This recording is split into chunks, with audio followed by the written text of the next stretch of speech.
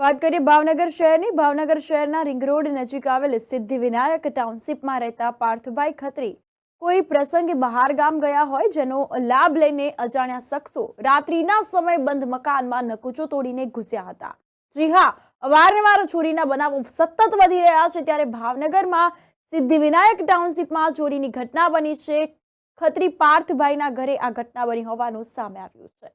તો સોના ચાંદી તેમજ રોકડ રૂપિયા 2.5 લાખની મત્તાની ચોરી કરીને તસ્કરો ફરાર થઈ ગયા હતા।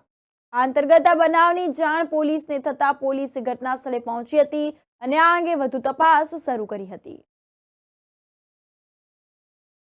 મારું નામ પાર્થ ખત્રી, રહેવાનું Siddhivinayak township, Ghogha ring road, Bhavnagar.